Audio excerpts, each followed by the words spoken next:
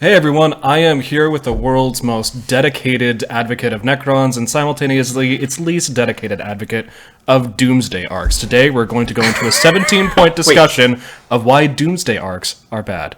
No, Doom Scythes. Doom Scythes! Doomsday arcs are really good. Oh! Don't. I'm bad at this. I'm producer Josh, he's Fabio. Welcome to Season 6, Episode 12 of the Dusty Auspex podcast. Tonight, it's our last episode of the season. We're going to be going over PrairieCon real quick. We're going to have some quick reactions to the Apocalypse releases and reveals that have been happening. And then we're going to talk about what 40 Below is doing over the summer and some hints as to later this year. So, how was PrairieCon, man? Overall, it was good. It's a long day. Obviously, you got to, do that drive in the morning. But I had planned on going the night before with John.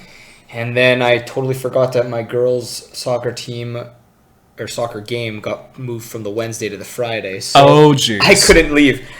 And the car I'm driving right now, I don't know if it can do any highway driving. So I opted to hop in with Matt, Logan, and Devin. Okay. And we made that trip out. We left around 7, so it was getting up at 6, whatever, no big deal. But it was a long day. We got there just before it started. Actually, we got there about half an hour to go, which usually 2 isn't. It's fine, but like I'm a stickler for being really early. So I have not seen that at all. Showing up with you at 7 a.m. on event days, and you're already there going, "Hey, dude, why are you so late?" For the record, I didn't say that. No, I can see it in your eyes. Anyway. But so I had to quickly put all the player packages together because I had them printed out earlier that week for John. So we had to quickly get those organized and stapled. And then, there's some people coming a little late, so we started a little late. BCP was acting up. I don't know if I told you, but basically the way the team events with BCP play out is they work for events like the ETC and the ATC. And for those of you who don't know what that is, they are team tournaments, but they're essentially teams of 5 players, and they get paired against another 5 players. And it's basically 5 individual 1v1 matches where each person can get a win, a loss, or a draw, and a certain amount of points. And then you tabulate the entire score, and you get not only team scores, but you also track player scores as a separate thing. So with this event, it's doubles, and your team submits 1 score for both of you. So there's no individual aspect to it. Okay. And so BCP didn't recognize that, and it messed it up a little bit for us. So John was having a tough time with it. That in conjunction with he had to play the day, so he couldn't even get time in between, like during games. Oh, that is so rough. Work through things. So, but you know what? Like, despite how unfortunate it was, John did a good job getting through it. Nice. BCP, the guys were like, I was messaging them constantly through the day, and they were helping us push it through to get some kind of score going. There was apparently, John was telling me at the end there was ghost people, like, so they didn't show up as players, but they showed up in the background somehow that we couldn't see, and that's why it would not allow us to get to the next round because it said games weren't completed. Yet there's people that didn't. So it was like. Was it just like it wants to see 5-person teams, but you're only sending it 2-person teams? So it's like. It almost looked like there was people that had signed up but dropped out. Oh. So it showed as they dropped in the forefront, but in the background they actually didn't drop or something like that. Weird. So I don't know if it was a matter of maybe John not removing them properly, or what the case may be. But irregardless. So that was kind of a big hiccup, and I know that was a stickler for John, and it was a frustrating component to have to, like, at the last minute be like, I'm hand bombing this, but whatever, we got through it. Everyone seemed to have a good day. All in all, it went really smooth. Like, we finished all our games naturally. I was with Ryan Mandrick, so that was sweet. Yeah. Honestly, I had a lot of fun. Scotty was out there with Ovi. Oh, so nice. Good. I would have loved to have played that team. Yeah, no, they looked like they were having a good time too. So that was good. It was just nice rolling dice. I actually played Tau, which was Ryan made me do. and that was kind of weird.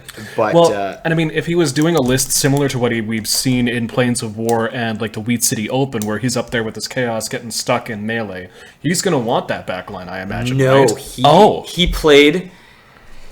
What did he have? He had 3. I call them Dorito Dreadnoughts, but they're the Doritos. Derideo, yeah. Dorideos or whatever, yeah. He had a bunch of Terminators. I think there was a big squad of them. I don't know if it was a max squad. And then there was what else? What else did he run? Like a Lord and Terminator armor. And that's pretty much it. I think that was his. Yeah, like if you're running 3 Dreads for the 1,000, you're. Yeah, I think that was it. So yeah, and then I was running 3 Riptides, 2 these far something marker light guys, and then the Firelight Marksman or yes, Firesight Marksman. Yes, Firesight Marksman, and then something else. Oh, and Shadow Sun. Yeah. So it was fun, but like all our games are great, but Tau is a whole nother level of boring for me. Necrons used to be that stand and shoot, and that's why I sold them originally. But they are not like that anymore. They're very mobile. Like there's a lot going on with that army now. Whereas Tau, it's still very like stand and shoot. Like there's very few times you want to actually move.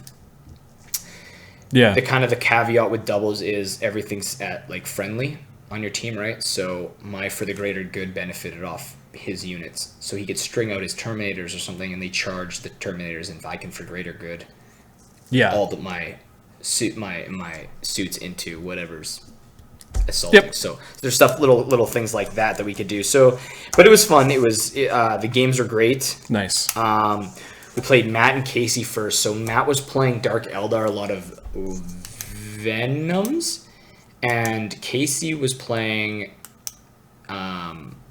Mortarion and what's the other big guy? Oh my god, Magnus. Thank you. That's okay. So this game was going to be we thought it was going to be a really tough one, but we played long table edges. We got first turn, and with the amount of shooting we had, it was we dropped both of them. Morty and in the first turn. So that was basically the game was pretty much spent right there. So that was kind of unfortunate because I think that would have been a good game. Yeah. But because they both didn't get any of their powers off, they didn't get to move, they didn't get to do anything. It was literally, and it's not like they could outrange us. Yeah. They could, and in hindsight, they want to get forward. That's their jam. But in hindsight, I think if they would have outranged us at the back table edge, it might have been better off to guarantee themselves living the first turn, getting their powers off, getting buffed up, and then advancing.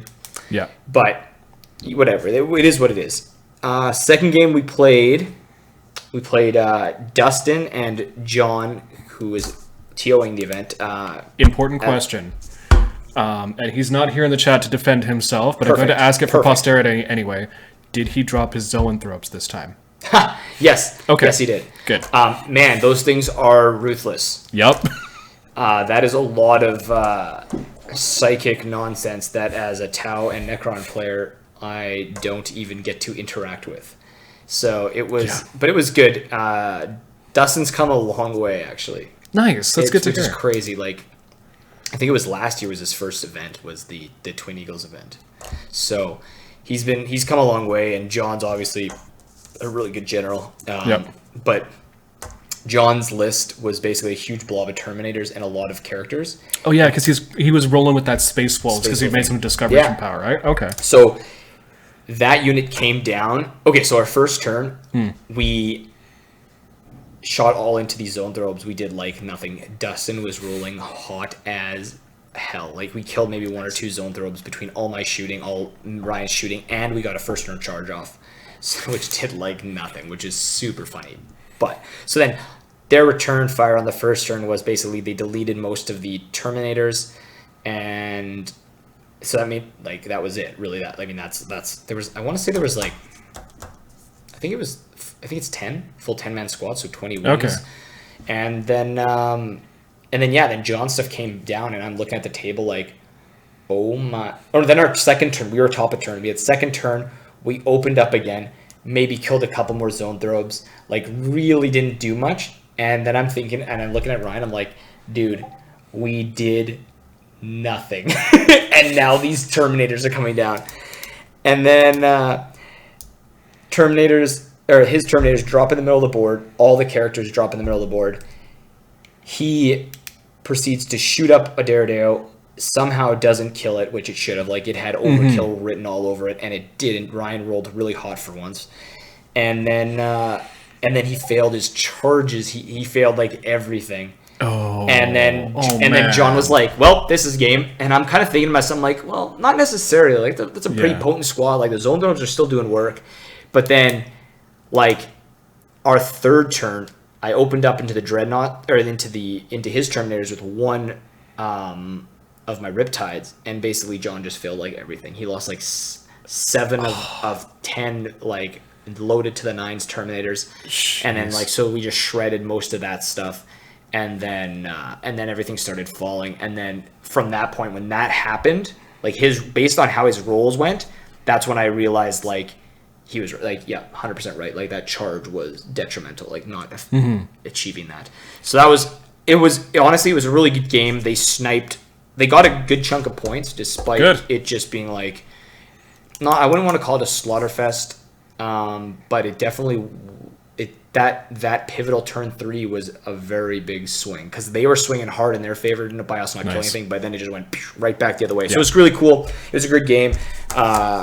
Dustin was loving just psychic screaming and psychic barrage. And just like that 3d3 mortal thing. Was he doing that at all? No, okay. Just the smites. Okay. Just smite spam nonstop, and it was going ham. So he did some work. So it was good. It was cool. So what I'm hearing is John Kilcullen should not play 40k within 6 feet of a 40 below staff member, because I remember game 3 of POW, it's just like his dice turned sour, and I'm sitting there going, oh man, I feel for you, and then you're within 6 feet of him.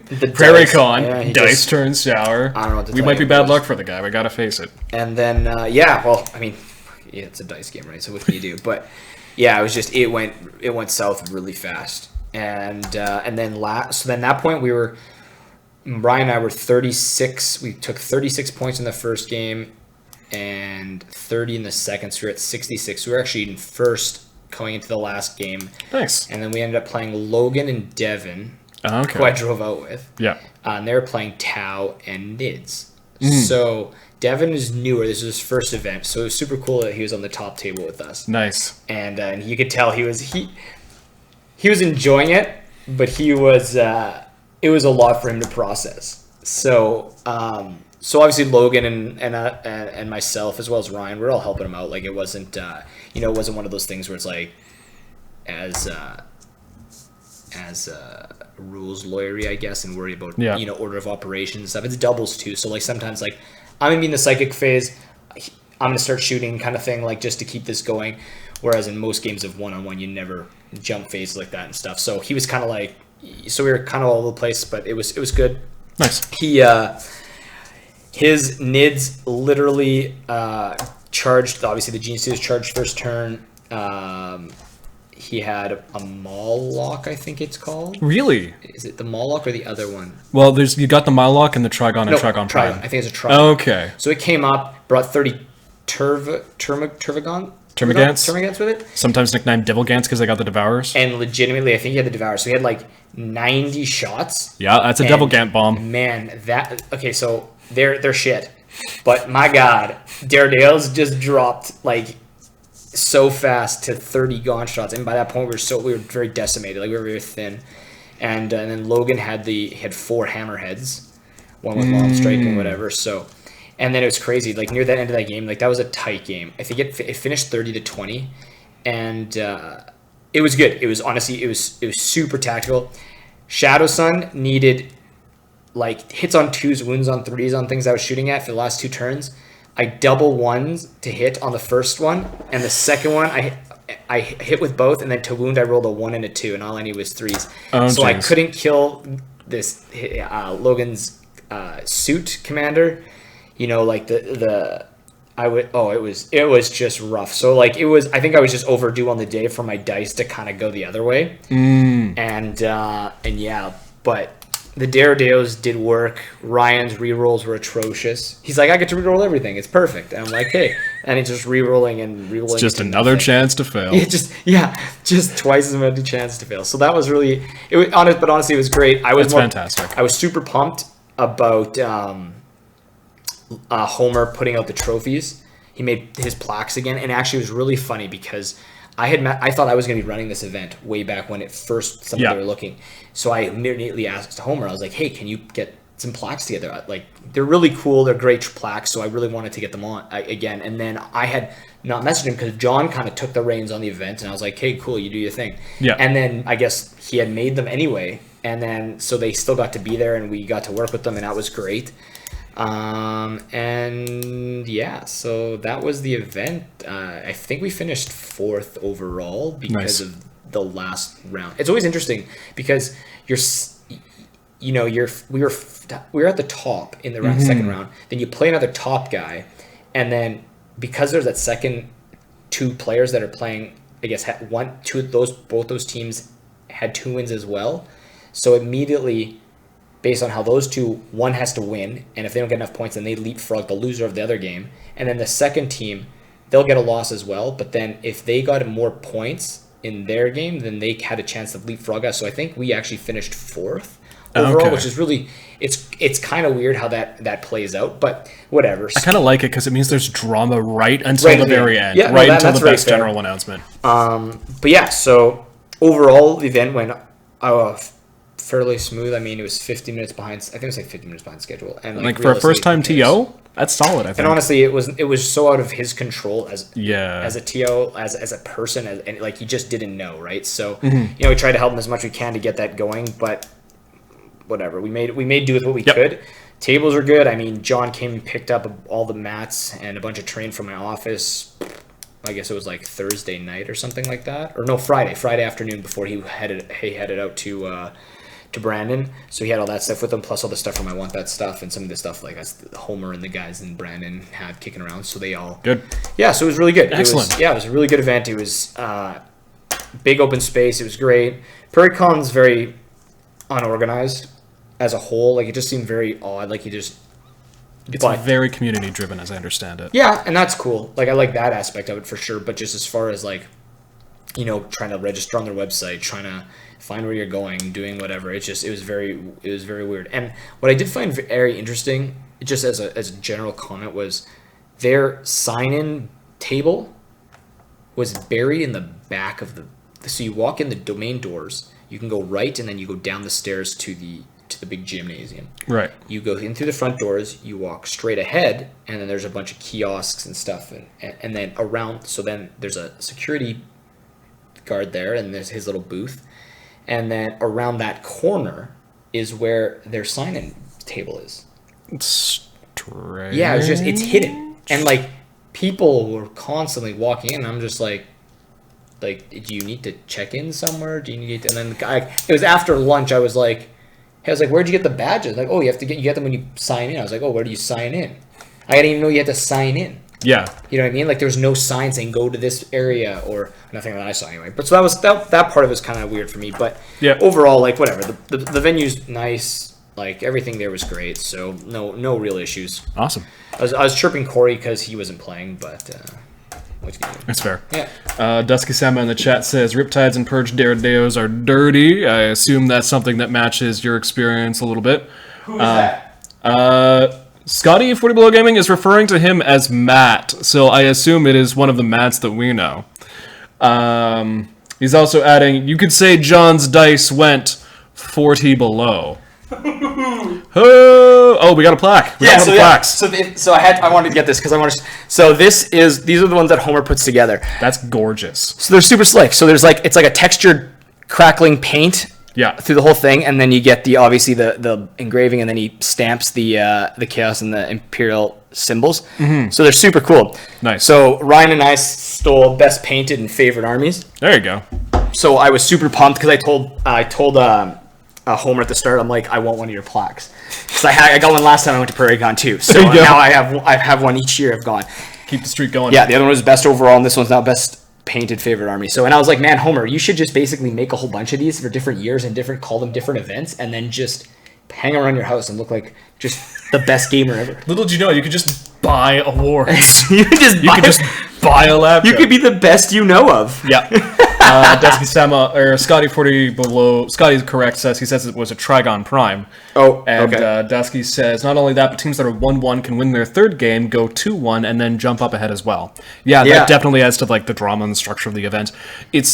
I will say, sometimes it's a little bit of a challenge from a streaming perspective, because you want to sort of build a story and a narrative over the course of the event, and, you know, if you stream top tables at the very end, sometimes you want to be like, yeah, you know, it's a champion, you just got to see the champion win the championship. So that the fact that doesn't necessarily always happen on stream can be fascinating, but the fact that everyone's hanging until the best general announcement is something that I like. So no, there was no issue with it. I do like it as well. I mean, it's the same way we ran POW and Highlander. So I mean, anything's possible. And it's nice. Like, it's anyone's game, right? It's not like, oh, I've lost a game, so I'm out of contention entirely. Like, no, you might be out of contention for the first place spot, but still, like, you know, top 3 is still nothing to gawk at. So exactly. No, it's cool. No, it's good.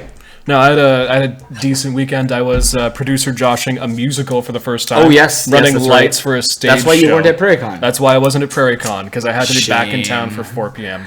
But I still got to get some more gaming in. Okay, good. Our friend Steve invited me up to his place for a demo of Kill Team, because he's thinking about using it in some of his professional applications. So I was like, cool, I'll take a road trip up north, demo some Kill Team. We played one regular game in which we tied Steve Rayner. Oh, okay. We played the first game, like his first Kill Team game with me, we tied, and he only won because he had like 99 points instead of 100. That was the tiebreaker. That's how close it was. Okay, cool. Yeah. And then the second game we played was Arena, and I tried out Custodes again. This time I was running 3 models. I had 2 Sword and Storm Shield guys and 1 Guardian Spear guy, and he was again running Space Marines. He was running Blood Ravens.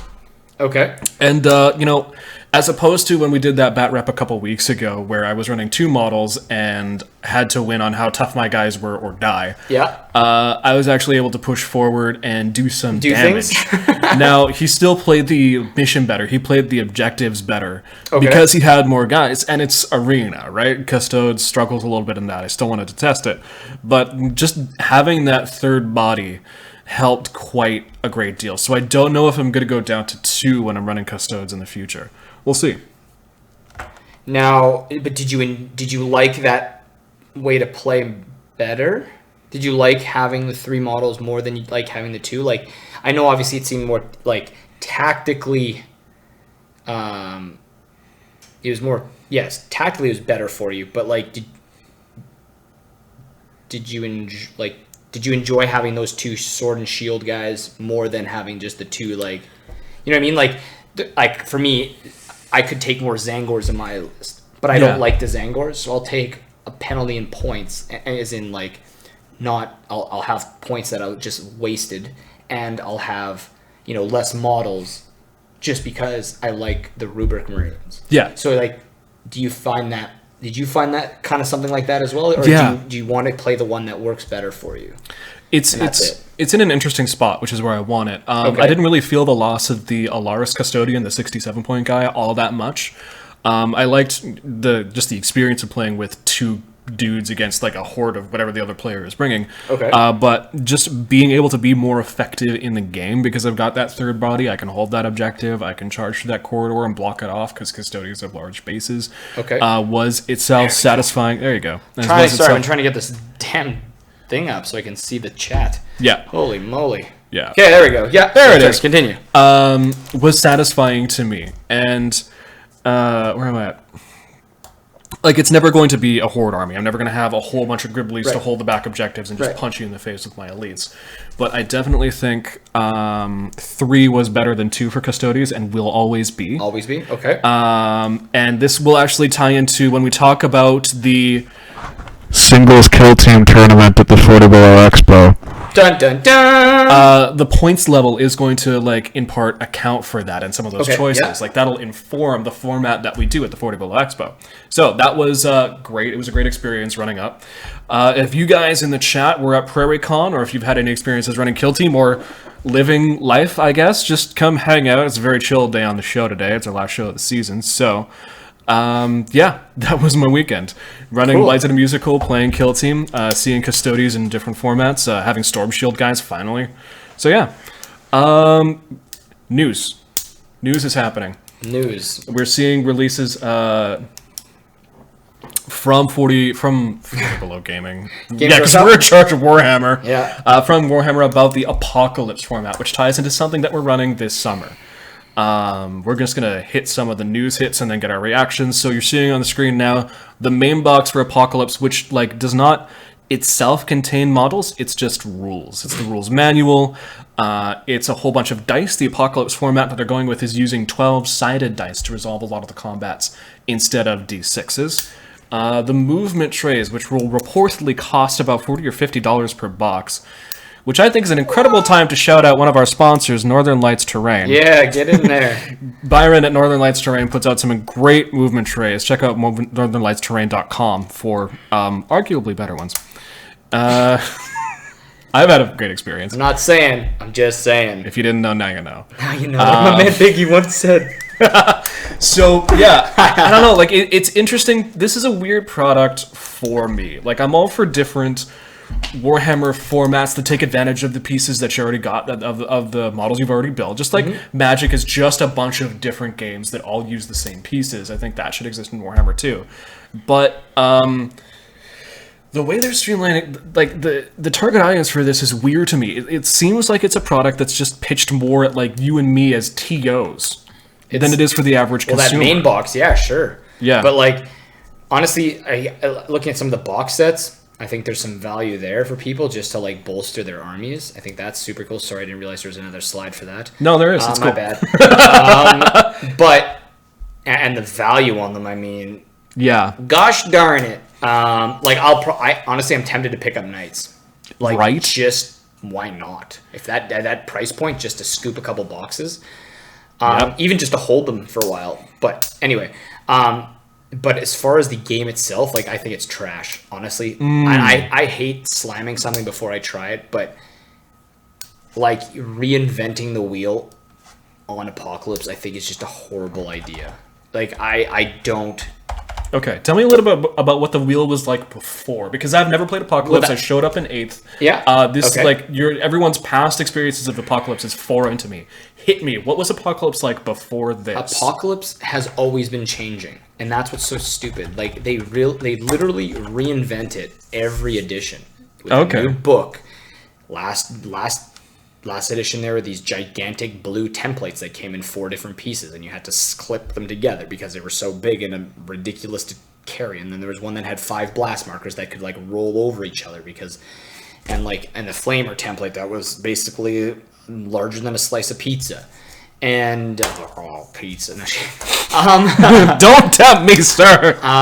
But yeah, like, it just seems like they always want to change the game up, and it's just, you don't need to. I think maybe putting out a free rules document with some modified rules, one that I'm really a fan of, and actually Byron and I were talking about it.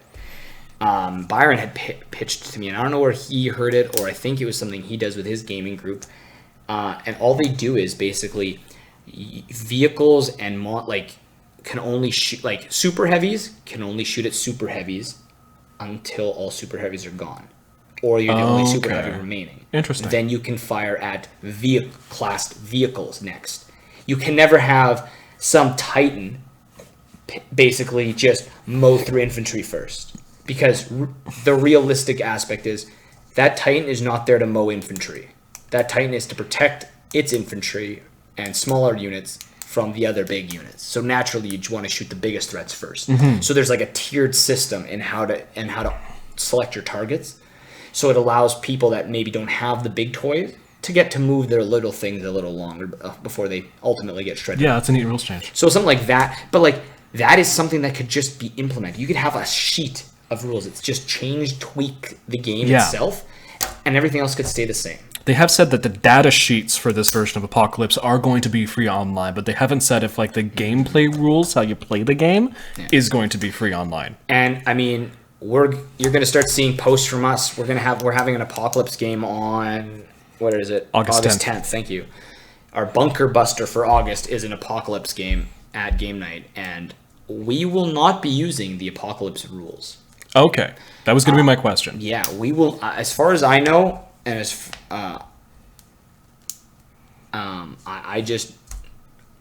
we're just doing our own. The guys are doing their own thing. They're putting out their like kind of their own tweaks on the game itself, but they're not actually gonna go with that. I do think the models, the box sets are great. I think there might be some value in the cards. Like I assume they're like tactical cards of some sort. Like they're gonna give you certain like special mission objectives or like orbital bombardments and that kind of thing. From what I've seen of the previews, the command assets are basically like stratagems and psychic powers combined in one thing. So I mean, there might be some cool aspects to it, but I think just it as a box set. What do you have the price on that box set? Was it the rumored prices for all of the box sets are 170 Canadian? No, the actual. Oh no, I have not seen that. I'll try and look it up. Keep going. I think it's something relatively. I think it's over $200, and that to me is, I think, just for a bunch of cardboard and like rules that you're gonna play with maybe once, or like there's not a lot of people that play Apocalypse a lot. At least not around here anyway. Like I know what people. Yeah. Well, you might get a few games of Apocalypse in an edition. Homer Pock was meant for you to play large scale games with super heavies. Still a 1v1 game. Interesting. See, I always picture Apocalypse as a game that you can bring out a whole bunch of people with, and it's more like a team thing. Like you have like 6 to 8 players on its side and just get to slug it out together. But so I mean, I would, if someone purchases this, I hope they can give like a nice in-depth look at it, because I as much as I hate it and I think it's just a big sham, I hope I'm wrong. Yeah, you want people to have good game experiences. Yes, right? Exactly. That ultimate goal is for everyone to have a good game experience and however they want to enjoy the game. So I hope I'm wrong, but I just don't see it. Like, looking at it, listening to what's been going on, I don't see it, and that's why my opinion is very negative towards it so far. So, but you know what? Whatever. It's okay. So, what about you? What do you think about it? Okay, I'm gonna start working on getting the price leaks up here because I'm about to go off. Okay. Oh. Brace yourselves. Brace yourselves. Hide your kids, hide your wives. 40K is a fascinating game to me. Because I always go by Sid Meier's definition of what a good game is, and it's a series of interesting decisions. Okay. And 40K provides that at multiple levels, in list construction, in which objectives you go for, in your target priority, where you position yourselves. Like, it's about the most granular set of interesting decisions I've seen on the tabletop. It's also sort of really gritty and satisfying. Because you've got that set of 3 to 6 die rolls whenever every shot tries to hit your guy, right? Mm-hmm. Whenever I shoot at a Necron, you've got 3 to 6 chances for that to fail and for your guy to survive. And that's a gritty, satisfying experience. But I think it's also deeply flawed. And so I'm surprised to see people react to Apocalypse with some of like the reactions that they're having that just don't take into account these flaws, that hold up some of the game's sacred cows. Like, for example, we've all had those games where you just have to say, okay, these units aren't going to contribute, so we won't resolve those. I'm just going to finish this out here, play it out so that we can hit to time, right? Sure. We've all had those games. And yeah, seriously, hide your kids, hide your wives, because fuck that with the Drakari sex toy. That is the worst thing to me. That's okay. Because that is worse to me than having all my units shot off the board turn 1. Because if all my if I have like units that are shot off the board turn 1, At least my opponent, you, thought they were enough of a threat or a hurdle to devote some resources to getting rid of them. Sure. Like, they had an effect on the game's state. It's still an interesting decision that happened. But if you're telling me that in order to finish your game, I have to stop making interesting decisions, the game state just naturally leads to a point where I have to abandon these game pieces I worked so hard on, fuck it. That pisses me off worse. So you cannot tell me that like 40K is a sacred cow of game design. It might be the best it's ever been, and I admit that. I'm not a very experienced wargamer. But the fact that you have to create these conventions like, let's just abandon units, or the ITC convention of, oh yeah, no, they got stuck in a combat. I don't care what happens, you can kill them all so that we can resolve this on time, tells me that the game is flawed in that way. 30 seconds ago, I just sort of complimented the fact that it takes 3 to 6 die rolls to kill a guy. But good lord, is that clunky, right? Sure. Why does it take 3 to 6 die rolls to see if one bullet hits one guy? That's some of the most time-consuming elements of it. Mm-hmm. So I see Games Workshop trying different things, like alternating activations with Kill Team, and I'm hugely biased. I'm going to say that right now. I like alternating activations because I'm not spending 40 minutes not making interesting decisions. I am constantly making those interesting decisions back and forth. I don't see why everybody takes one, like you take your whole turn all at once, is such a sacred cow. I've seen people in some of the chats be like, yeah, oh no, Tau would be garbage in alternating activations. Anything without a 4-up invul would be garbage in alternating activations. And if you're in the chat, you're right here, can tell me why, I would appreciate that, because I just don't see it. I like, that's the thing, people are so hardwired that way. So I think it's a matter of, well, shit, like my gimmicks and my stuff wouldn't work if I only get to shoot one and then you have a chance to shoot one back. Like,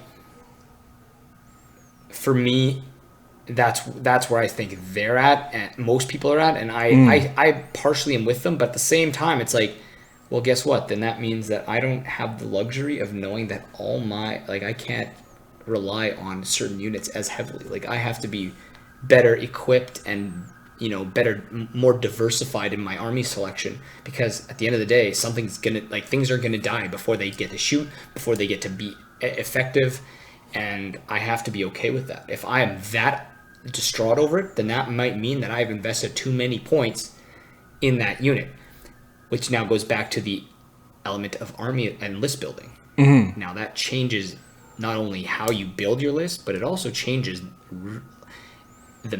realistically the meta. Yeah.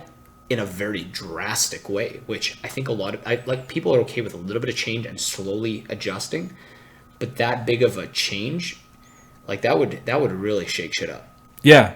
See, and the thing I don't get is why that is fundamentally bad.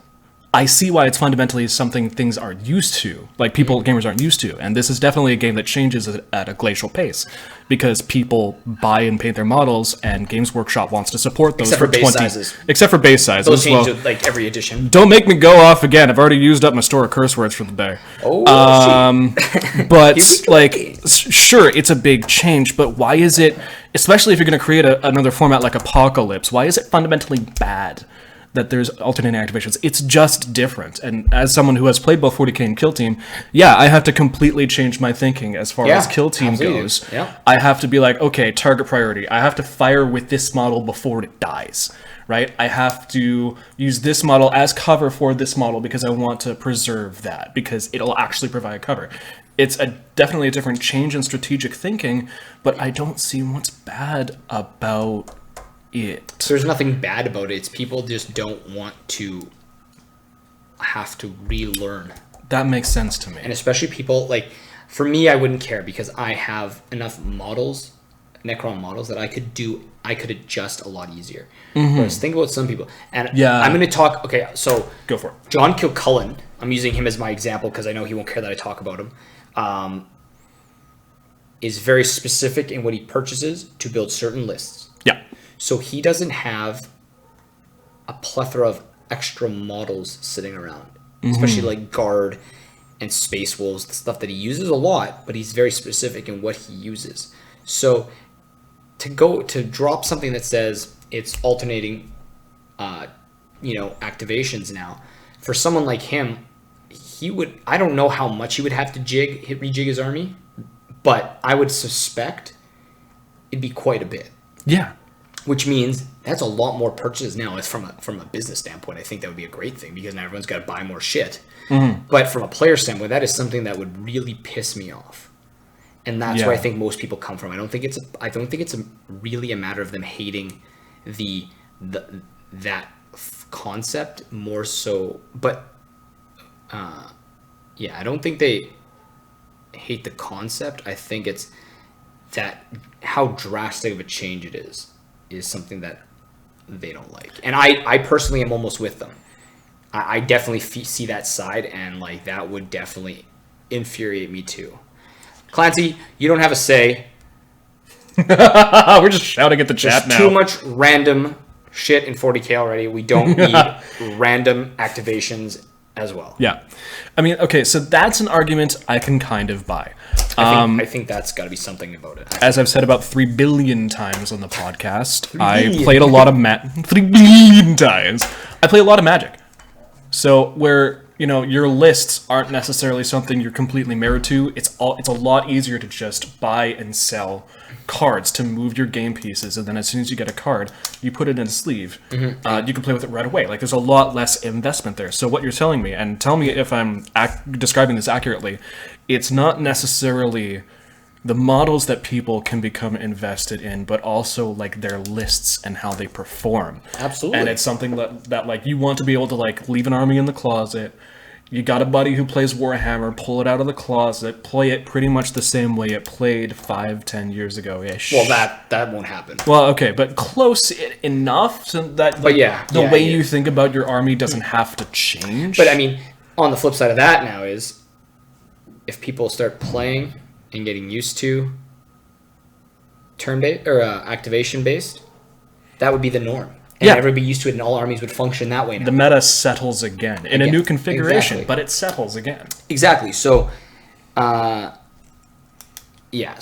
I don't stop. I keep looking at the chat, and Clancy's talking about bolt action. God damn it! Well, I mean, it's a valid contribution, right? So what he's saying is every unit in bolt action has an orders die. Both players toss their dice in a bag, and then they draw one, activate the unit, then draw another, and activate the unit, and so on. Mm-hmm. You choose which unit when you pull the die. So there's some element of randomization there, which I assume is an attempt to capture sort of like the feel, the chaotic feel of the battlefield sometimes. But also forces thinking differently about your army, because you don't even necessarily get to choose what fires when. You're presented with this set of options because you pulled this die out of the bag, and now you've got to make sort of an on-the-fly choice about it. That's interesting to me. I don't think it's strong thoughts about it. And that's the thing. Like, I may have thoughts about it, but at the end of the day, like, I am always someone that whatever the rules come out, I like the game. Yeah. I like the models. I like, the community that surrounds the game here, and not just here for that matter. But so whatever rules come out, whatever changes, I'm just gonna accept them and learn to deal with them. Like, I'm not gonna sit here. It's no different than Apocalypse. Apocalypse, I hate them. I genuinely dislike them with a passion. But at the end of the day, they are what they are. And if people want to play that way, then I will play that way. Games I find like lifestyle games like Warhammer and Magic and stuff, they gotta be a big tent. They have to appeal to all kinds of players if they want to succeed. Mm-hmm. Players that like Apocalypse, players that like Kill Team, players that like Beer Hammer, players that like going at it and getting stuck in tournament situations and grinding those points, right? It's got to appeal to all of them. Some stuff isn't necessarily for every player, but as long as there's something for every player, we're good. Yeah, then we're good. Now, and like Homer said, I mean, he plays for the ladies. Maybe one of something them. For every player. No, the other thing I'm going to drop in this chat now is, okay, so we talked about alternating activations, but the other twist that they're... Okay, Sean, you're allowed to talk now, apparently. Fabio's laughing. You can go off. Is that going for you? Oh, God. The other thing is the blast markers thing. So the other twist Apocalypse is adding the big one as far as I'm concerned, is the fact that, okay, so I shoot your guy using one die roll with the way they've done it with the D12s. There's a blast marker marked on that now. Damage gets resolved at the end of the turn. So no matter what, your dude is going to be able to do something this turn. All these models that you worked on are going to be able to do a thing. They might die right after that thing, but they can at least make die rolls, be the subject of interesting decisions, affect the board state, because the damage doesn't get resolved immediately. So everyone does everything, and then it's damage after the fact. Yeah. Interesting. So, like, that in combination with alternating activations, I like. That could be actually pretty interesting. Because, people's investments in their models and their lists and everything are still rewarded. Everybody gets to do at least one thing. And if they die right away, they still, were part of dice rolls. They still were part of interesting decisions. So, yeah, that I think mitigates the change of alternating activations for different forces. Could you imagine if that was a thing? Could you imagine if damage resolution was at the end of either the game turn or at the end of each phase? Yeah. First turn armies would not be a thing anymore. You'd have to be able to know that you can withstand a first turn punch. Mm-hmm. That would be actually very interesting. Yeah, what I'm wondering, actually, I was going to get to this later, but I'll get to it now. We know because Robin... No, it's nothing to do with this. Oh, okay. I was like, oh no, where did I go? We know because it was mentioned on a live stream a couple weeks ago that Robin Cordes is working on 9th edition. The 9th edition rules are coming out. That. Yeah. So, is this a 9th edition demo? Because I've definitely seen game companies do that before, where they release sort of an alternative edition with a main rule set to test out some concepts, and then the new edition comes out, and it's oh, we learned this and this. This is what's happening now. You mean AOS? Sure. I don't actually know anything about AOS. There's not enough Tyranids. No, we're not going back to templates. God damn it. Please no. Honestly, they did a good job getting rid of this caveat, little segue here. They did a good job getting rid of templates, but then they just made other things more confusing and clunky, so it's just kind of you got rid of something to speed it up, and then you added something else to just put it right back where it was. It's kind of well, shit. Yeah. Anyway, so Apocalypse, overall, I am going to say I am not pleased. Yeah. I would give it a rating of 3.275 out of 10. I mean, and this is after 2 days of previews. Caveat emptor. Steve, you missed me cursing. But yeah, it's so different that I think not a lot of people know what to make of it. Yeah. And I wish, I wish more of it was free online so that you could test it and then decide if you want to buy the physical rule book, the cards, the movement trays. The best thing about it might end up being the value on those box sets. Yeah, and that's the thing. That's what I see. I just see another opportunity to bolster armies with cheaper box sets. Yeah. Honestly, I think GW should just do away with individual models and just go to box sets. Just have more variety in your box sets and give a little bit of savings, but get people wanting to buy, giving people the option to buy more models. I just never understood why that is a bad thing. I know there is a it gets to a point in the curve where it's too cheap, but because then everyone has everything and they don't need anything else. But at the same time, it's if a model costs $100 and you only sell one of it, you only made $100. But if you drop it $25 and you now sell 10 of it, you're way ahead. You know what I mean? Yeah. So that's always where my head was at, and I don't understand their philosophy behind that one. I got to be honest, but I understand their philosophy from a capitalist perspective, but not from a game player perspective, because it's very player unfriendly. It's if they sell you something incomplete, you got to buy more stuff to complete it. Done. That's it. If they sell you the Forge Bane box set and you get a little bit of a starter Necron Force and a little bit of a starter Admech Force, you got to buy a bunch more boxes, whether it's big models, bunch of troops to complete your army. Have a box set that's 3 Doomsday Arcs. You could have a box set that's 3 Catacomb Members. Everything comes. You only have if the rule of 3 is a thing. So you, in theory, only can buy 3 of everything. So why wouldn't you sell box sets of 3 of everything? And people may not want to buy all 3, but guess what? You're making more off them by buying 3 than if people say, I only need 1. I'm with you, but I'm going to play devil's advocate here. At that point, you're looking at like this stuff on the shelf, right? If assuming they want to keep their same prices and same amount of profits, which is a different debate, but assuming they want to keep that same like percentage ratio happening, all of a sudden I'm looking at this $300 box for 3 Doomsday Arcs, and that's not even a complete army, but you're already asking me to drop 300. Like there's a sticker starter sets, right?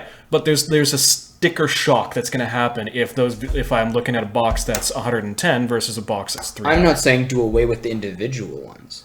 I'm just saying you can sell. Why do people go after these box sets that are just being shown for? It's like, oh my god, there's a bunch of stuff I can use, or it's just great value. Well, how do they determine it's great value? Because they see the price of 1. And then they they do the math on 3 of them, and it's like, oh man, I saved $75. Okay, if I'm going to buy it, then I'm going to do this, and I'll maybe part it out with people. Well, same thing. If you have a Doomsday Arc / Ghost Arc sitting on the shelf for $115, or you have a box of 3 sitting right beside it for, I don't know, $265, you automatically know that's the better deal. For veteran players, that is not like, for a starter player, that's probably not what you're going to jump to first. But if someone's mother comes in, they're like, oh well, I can buy them 1 for this or 3 for this, they might do that. Yeah, you get more Doomsday Arc per dollar. Yeah, I think just having both options, I just think it's good for everybody. But whatever, that's just the whole. I'm with you. Yeah, like I said, I'm with you. I was just playing devil. Yeah, no, I get you. That's why we're just kind of going back and forth. But no, it's whatever. We kind of segued hard there, and it's. I'm not going to make. Like, it's a discussion raised by Apocalypse, right? Because we see these boxes with these values, and then you like I'm looking at the Tyranids one. There's 5 monsters for $170. That would normally be $300 or $400 if you bought them all individually. And I'm like, oh my god, when are they going to do this again? Look at that saving. Like, arguably, it's successful in making them more money. But I'm with you in that it's player unfriendly. Why don't we have more options for more bulk purchases of the large models? Just make a bunch of stuff. They used to do it. Really? Oh yeah, there used to be you could buy 3 rhinos in a box. You could buy, I want to say, was it 2 monoliths or something in a box? You could buy 3 vindicators in a box. You could do, it was called the siege shield or something like that. There was like, and those I believe actually were, those started were the Apocalypse of 5th edition that brought those boxes. I think. Someone can correct me if I'm wrong. Yeah. That was kind of before my dipping my toes into 40k, but I think that's where those came from. Right. But yeah, so anyway, we'll see what happens. I hope I'm wrong, like I said. Yeah, but I'm skeptical. Very, very, very skeptical. Fingers crossed for a successful Apocalypse, but they're crossed like really, really hard. But don't worry, our Apocalypse game will be very successful. So hopefully, when news is going to start coming out, so please make sure to join the event page to get all of the updates. I think it'll be good. I think it'll be a good time. It's just gonna be a lot of carnage, and like Logan's spearheading this with Kyle's assistance. So I think it'll be good. Yeah, it'll be good. I'm excited. I'm excited to face off against all of you. Anyway, so speaking of which, that segues us into.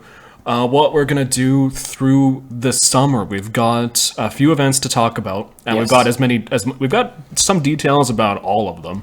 If not like complete details, stay tuned. But I'm going to go rant again. Is that okay? Yeah, go ahead. Sweet. 40 Below Expo, which is going to happen between now and Twin Eagles. We are doing a kill team singles tournament. We've seen some success with Echoes of Eternity with that league. We've got a whole bunch of new players coming in, which I think is fantastic. And I want to give them a place to keep playing Kill Team with like a purpose, right? I want to give them an organized event to keep playing. So we're going to see Kill Team at the 40 Below Expo. It's not going to be 100 points because from what I've seen, like playing the game from discussion online, and now with the release of Elites, 100 points is just like some factions I have seen have a little bit too much of an advantage at that point level. Kill Team really rewards having a few big elites to go punch people in the face, and then a bunch of Griblies to hold your objectives in arena, open doors. So that's like Death Guard and Tyranids, and then Tau outside of arena because the drones can't open doors. And I don't necessarily want to get out there. Oh, interesting. I didn't know that. Yeah. And I don't necessarily want to run out there and do a format that unfairly rewards some factions. Now, 40k itself isn't perfectly balanced, so I don't know if Kill Team should be held up as some paragon of balance, but I like the fact that it's more rewards generalship and to a certain extent die rolls, and I want to keep leveraging that. Well, that's what we always do, right? You're always aiming to balance it as best possible. Yeah. Right? Whether it be through missions or certain point levels or whatever, like that's always the goal, to try and get it to a point where it feels the most balanced. It still might not be, like you said, but I have found that 125 points is better, but still a little bit rough, especially if you're playing Custodes, as we saw during our bat rep a couple weeks ago, because they still can't field a fourth model at that points level. Which is on YouTube now, right? Yes, we will be launching it in the next day or two. Our Planes of Stay War. tuned. Stay tuned. That's going to be, linked this week. But, like, they still can't field a fourth model at that points level. All you can do is try and take higher level specialists, which tournaments don't allow. It's always flat level 1 no matter what. So what do? Take a penalty. Yeah, exactly. Well, Kill Team has a rule that isn't often enforced, and that's if your team is 10 or more points less than your opponent, you get an extra command point, I think, each turn, or to start the game. Okay. So, Custodians with extra command points, still fearsome, but, like, it doesn't mitigate not having that extra body. It gets to a point where the bodies are needed. I'm going to tell you that we're going to test probably 135 points, 140 points, and 150 points. And the Kill Team tournament is going to be one of those 3-point levels. It sounds like I might need to paint up some more Marines. Chaos Marines, don't get it twisted. I don't play. Yeah, I mean, like, because of the options that come out with Elites, there's a lot more factions that have a lot more choice of command roster stuff, sort of tools in the toolbox.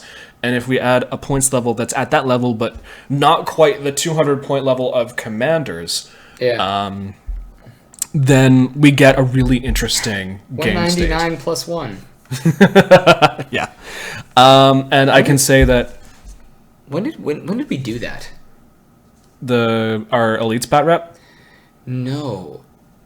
There used to be a tournament that the points level was a certain number plus 1, so it wasn't actually a 2,000, which would allow certain things to be in it. Oh, okay, interesting. Oh man, I can't remember where that was. Did anybody in the chat remember where that was? That they started having tournaments that were 1 point shy of the next tier up, and then just adding a point so it would actually be at that level, but technically not. Something like that. Anyway, sorry. Continue. Kill Team. Yep. It's going to be 135, 140, or 150. It's going to be custom missions. I'm going to draw some heavy inspiration from the Bay Area Open and KT Annihilation that happened at the LVO. Okay. It's not going to strictly be arena because that's just logistically strange. We found that arena just exacerbates that Death Guard Tyranids meta because it unfairly rewards people who can open doors. You can't destroy the doors. Okay. Creates a weird situation. So 135, 140, or 150 custom missions. Right now, I'm looking at it all being done in one day. 5 games, about 75 minutes a game. Yes, let's go. Yeah. That's sweet. So that's a thing that's going to happen. And you'll hear more about that as time passes between now and the 40 Below Expo. But before then, we've got our Doubles Bunker Buster July 27th. But wait. This weekend is the Age of Sigmar Bunker Buster. The Age of Sigmar June... Wait. You can see it. What's the date today? June 17th.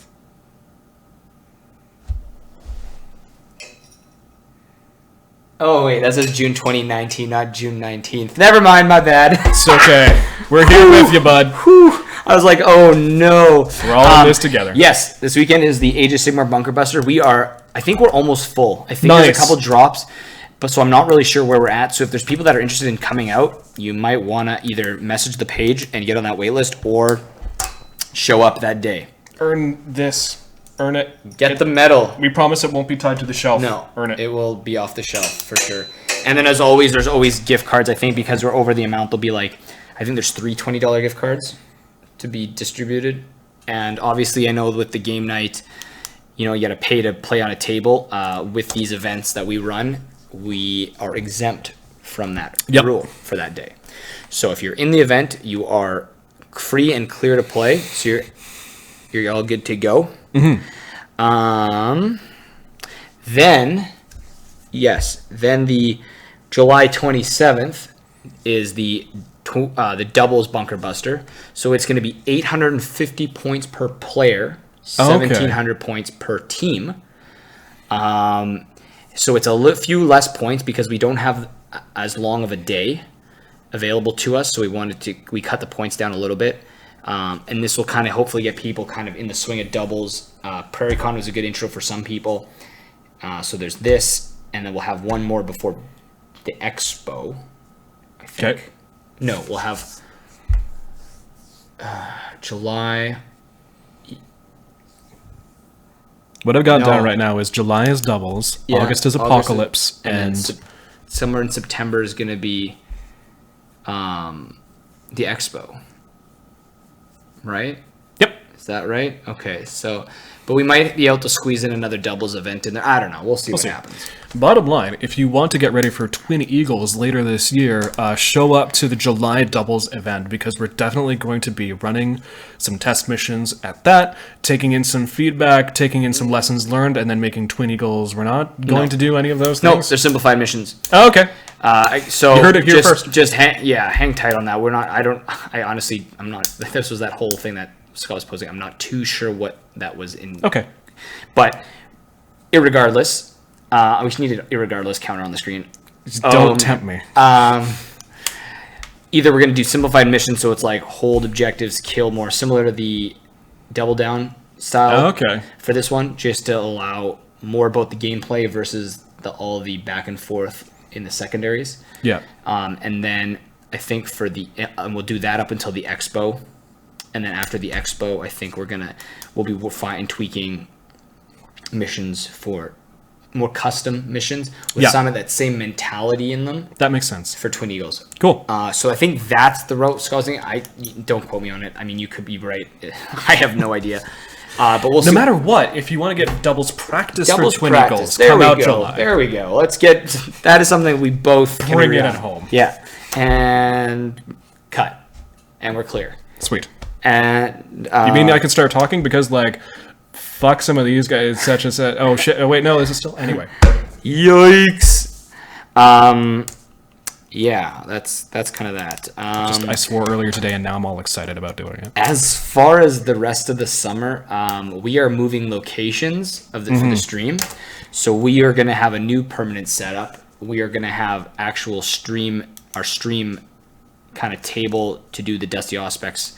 We will also have 2 gaming tables. One will be able to facilitate both 40K and Age of Sigmar. The other one will be able to facilitate both 40K, Age of Sigmar, and it will also have an ability to, I guess they both in theory could, do Kill Team as well. Mm-hmm. So it's really cool. I've been working on this for a little while. So basically in the basement of a new place, I'm actually going to be piping in for overhead cameras for both tables. So basically these Logitech cameras will actually sit upside down through the roof through a pipe, and they'll be directly back. I'm about to get the vapors. So we're gonna have both those done like that. So you'll have a top-down view, and then what we'll have some in the corners of the basement, so then you can get some kind of action shots of everything that's happening in the basement.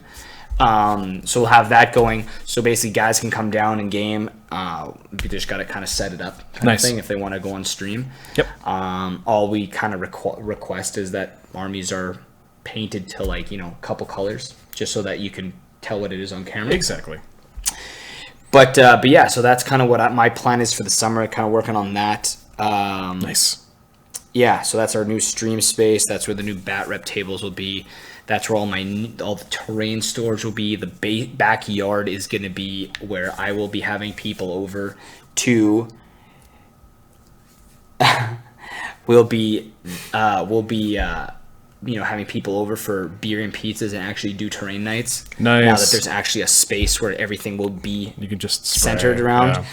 Yeah. So yeah, that's that part of the Dusty Auspex. And the other part I wanted to get on.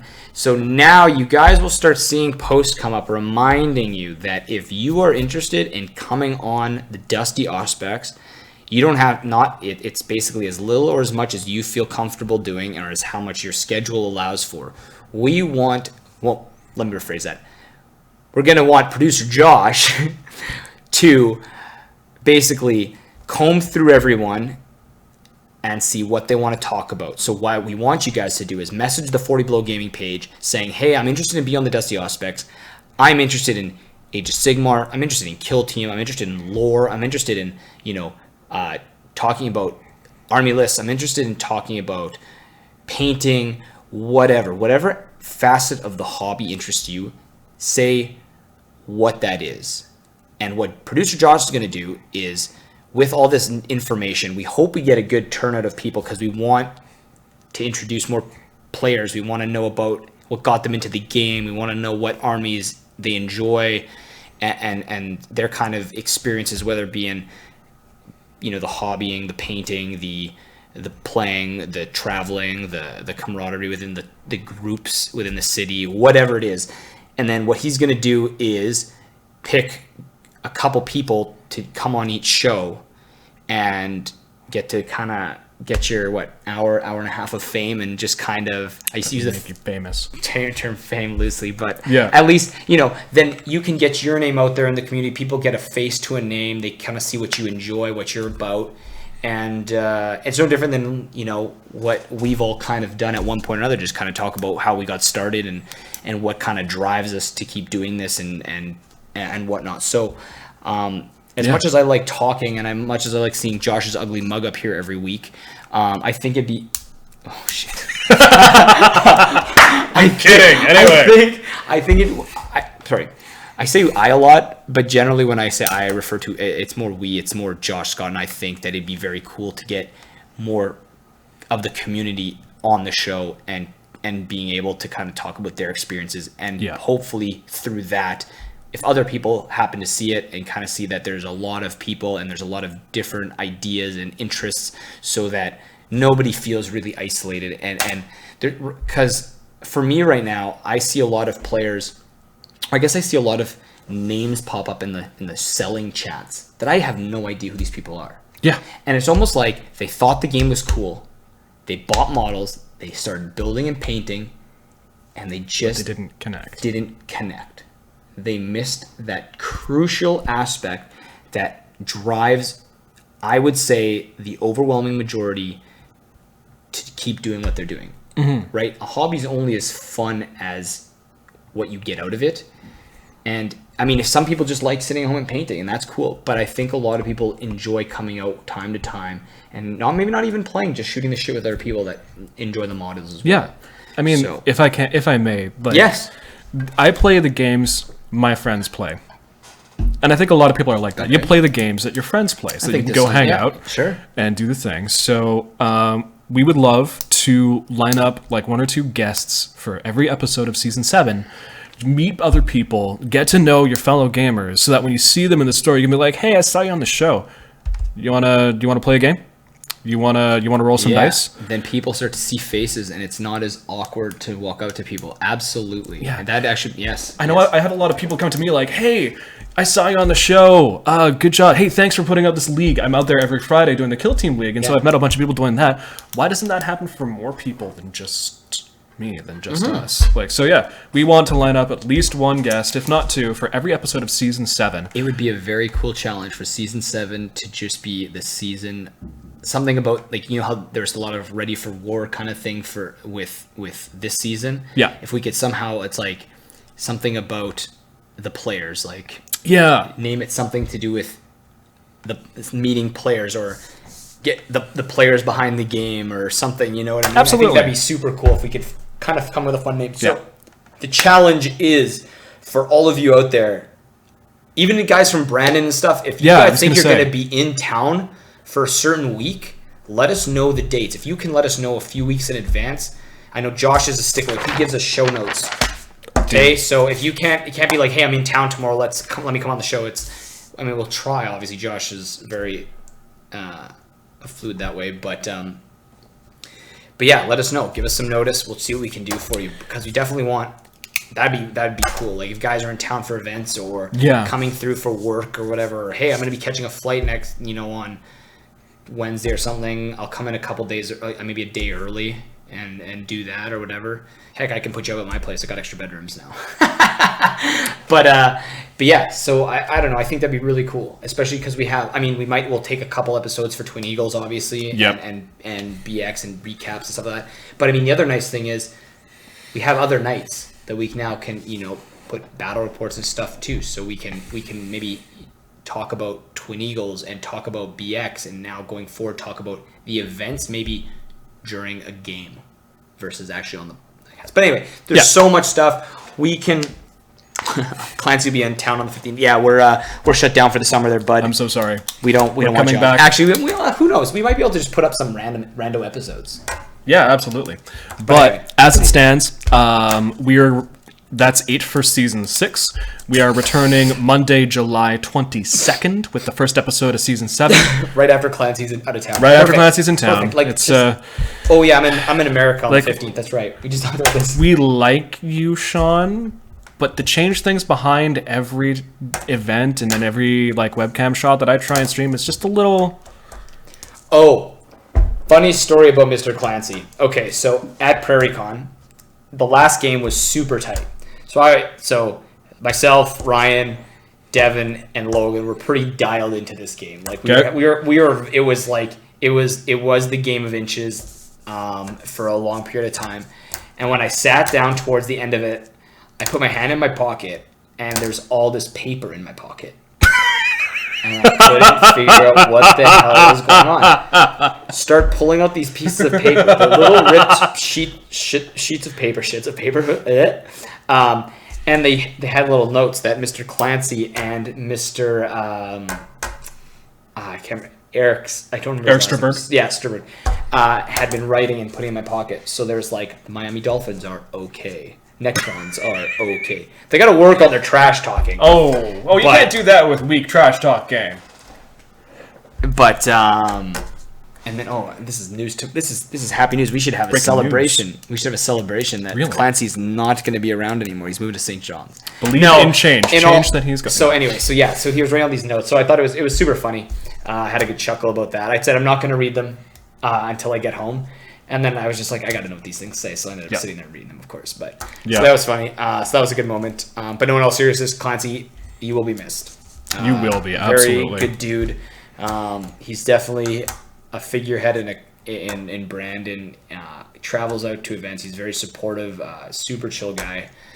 Really needs to work on his painting though, but that's for another day. And I mean, though, if I know you're in the chat, you're listening right now. If I can reach out a little bit right now, I would love to know how you plan on moving your Warhammer collection from Brandon to St. John's and how you execute that logistically. So don't tell me now, but I'm gonna reach out and be like, hey, how did it go? And then maybe we can make that a bit of a segment, because that's always something that's not a lot of people talk about, is when you're doing a big move. Oh, he's driving. Okay. But still, the packing, the Battle Phone 2019-2020 presenting sponsor Battle Phone. Sponsors Thurston's Basement since 2016. Plug. But just the logistics of that, how it works, how many models, if any, end up breaking in transit. Let's talk about that. So we'll do that in advance of season 7. But I'm going to wind it down now. That has been Season 7 of the Dusty Auspex podcast. We'd like to thank all of our sponsors: Game Night Games and Cool Stuff, Frontline Gaming, Norland Nice Terrain, Manitoba Model Soldier Society, Holiday and Airport Polo Park, 7th Fort Studios, Battle Foam, Best Coast Pairing, CM Engrave, I Want That Stuff, and AYBOnline.com.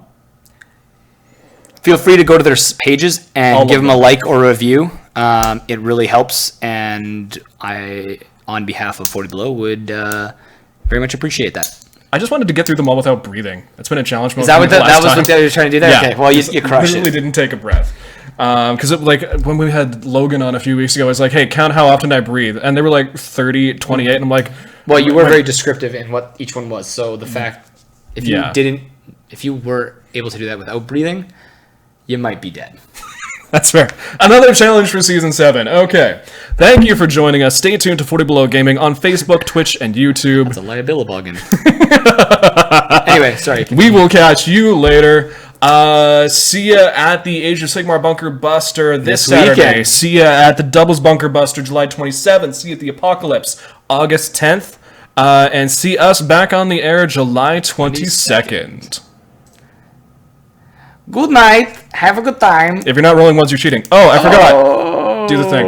Oh, really? Okay, it's been Dell season. Okay. Good night, guys. Good night. That's a wrap. We nailed it. Are we did. off yet?